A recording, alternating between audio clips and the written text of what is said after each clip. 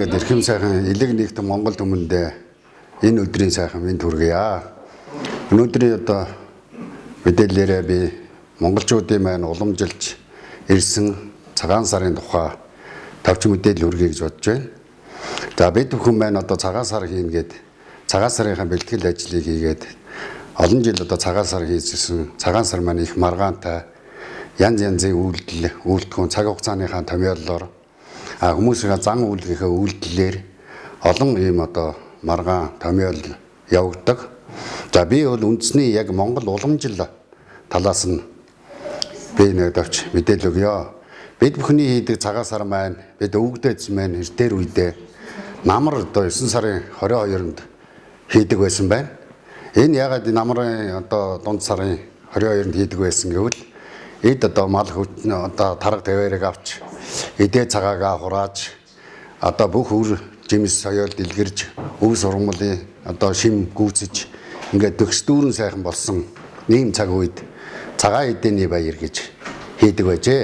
Тэгээд энэ баяр маань өв уламжлагдаж яваад 1206 онд Чингис хаан зарлиг гаргаж ерөөсөө энэ цагаан сарыг юм цагаан онд минь орсны баяр хаврын дэргүүн сард бар сард хийжээ гэж зарлиг гаргасан цагаас хойш өнөөг хүртэл одоо цагаан сарыг хавар хийдэг болсон байна.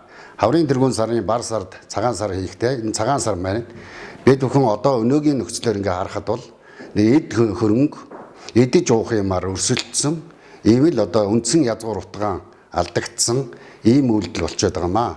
Тэгээ энэ маань одоо 5 төрлийн баяр байдаг. Нэгдүгээрт онд минд орж шинэ онтойгоо залгасан. Монголоор бол шинэ онны баяр. Хоёрдугаарт ураг төрөл ахан дүүсээрээ бие биендээгээ танилцаж ахмад настаа хүндэтгэж ураг удмын баяр. Гуравдугаарт үр хүүхэд хооч ирээдүй зам өрөө тэгшилсэн. Бид бүхнийхээр бол одоо орчин цагийн хэллэгээр бол их энергийн баяр, ив нэгдлийн баяр. За гуравдугаарт нь одоо мал буян цаг хугацааныхаа үн шимийг хүртэж хаврынхаа сайхан зардаа залгаж ахан дүүс хотол олнороо аж амьдрал ураг төрлөөрөө инк мэд байх ураг удмын баяр. За тэгээ хүн болгон зүйлэнд нийлэхэд бүх нийтээрээ их дэвс үр хүүхэд одоо ахац ихсээрээ нэг нас нэмсний баяр буюу одоо бидний ойлгосоор бол төрсөн өдрөө ингээд хамтдаа тэмдэглэдэг байсан байна. За цагаан сард бэлтгэхийн тулд хамгийн чухал юмнуудаа бид мартсан байдаг. Яг гэвэл цагаан сар ингээд өгөөд ирэхэд энэ жил одоо би ямар хүнтэй муудалцаж, ямар хүнтэй ам зөрлөө гэдгээ бодож тэр хүмүүстэйгээ очиж, эв зөвгөө олж ойлголцож энэ бэлтгэл ажлыг хамгийн түрүүнд хийдэг. Дараа нь хоёрдугаарт нь бол за энэ жил би өр шир өгөө аваа юу вүлээ? Энийгээ ярилцаж өгч чадахыгаа өгөж, өгч чадахгүйгээ ойлголцож ингээд энэ сайхан харилцааныхаа зүйл дээр засал хийдэг. За тэрний дараагаар ахас ихсээ хүндэтгэх, дайлах, цайлах, эд зүйлсээ бэлдэн, өмс зүүхээ бэлдэн, гэр орон, орчин нутаг, ахуйн хаан цэвэрлэж, хүний нүдэнд айж жожих, морь хар үргэх, элдэв янз янзын бодлогон тийхгүй тийм зүйлүүдийг ингэж устгахыг устгаж, булахыг булж, ингэж зайлуулж, цэвэрлж, орчноо сайхан цэвэрлж, орон гэрээ цэвэрлэж, оюун санаагаа цэвэрлэж, ингээд бүх юмаа цэвэрлж эхэлдэг.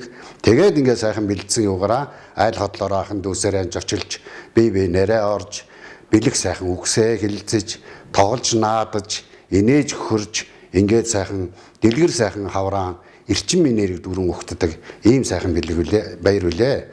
За тэгээ би энэ дээрээс бас тодгуулаад бас бэлэг өгдөг солилцдог талаар ер нь эдээ удаа өгдөг талаар нэг товчлие.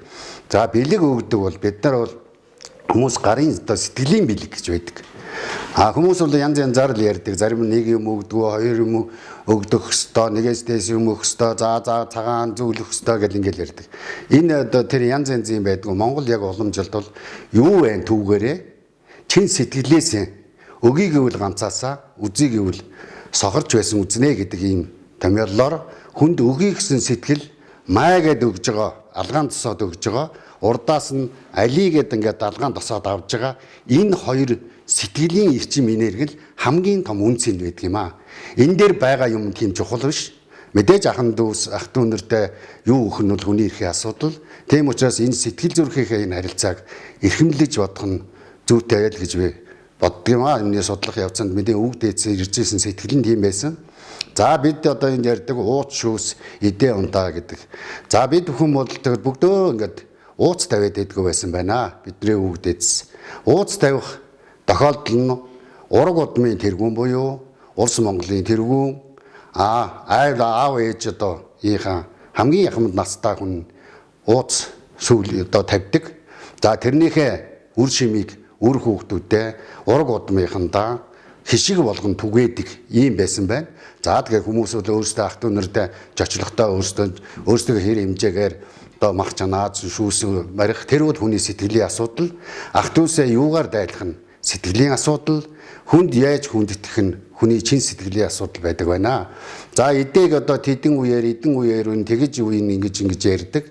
Бидний үг дээдсэн мань эдийг овоолго юм идэ том цар дээр том ийм дэвшдэр ингээд эсвэл сайхан ингээд юу эсгийн юу дэвсэж байгаа тэн дээр ингээд эдээгээд айлгийн чинь жочилж ирсэн хүн болгон хишиг юм юугаа хов хишгээ авчираад тэрэн дээрээ сайхан ингээд овоолго идээцсаад тэгэж цэнгэж найрлаад хүүхдүүдтэй хормойг бариулж жагаад хормой дээр ингээд атгаж нэг овоолго эдэнээс өгөөд хүүхдүүдтэй хамгийн дөрөнд хишиг ахмад настанд одоо их л дээжийн өгчөөд хүүхдүүдээ тэр хишгнүүдийн ингэж бүгдийн түгээчээ дараа нь одоо ингээд ирсэн жочингийн чинь бүрдээ ингэж хишиг болгож түгээж өгдөг ийм сайхан нандин зүйл байсан байна. Тэгэхээр бид одоо өөрсдөө энэ янз янзын зохиол янз янзын үйлдэл биччихээд тэгээд тэр үйлдэлүүд дээрээ өөрсдөө орооцолтоод их дээдс мөнгөтэй төрхтэй баян улсууд нь баярхаж биеинтэйгээ цэцэрхэж уралдаад ядуучууд нь тэрэндээ чирэгдээд ингээд нөр баяр хөөр маань баяр биш зовлон борж хувраад байдаг. Тийм учраас хүн хэр хэмжээ хөр хэнгэрээрээ тэмээ тэнгэрээ гэж хүний сайхан сэтгэлээ голжилж ахан дүүсэндээ чин сэтгэл тээж чин сэтгэлээс сайхан баярцгаах нь бид бүхний сар шиний гол утгаа. Тийм учраас та бүхэндээ сар шинийн сайхан мэд хүргэж хотол олноороо амгалан сайхан байж эрүүл их сарвал сайхан оюун ухаан цэлмэг олон төмөндөө хүндлэлтэй эвтэй элэг бүтэн инх тунх сайхан шилдэрээ гэж минь дэвшүүлье. Тэгэхээр та бүхэн аз ивэж амжилт дандаа дүүрэн байгээ. Баярлалаа.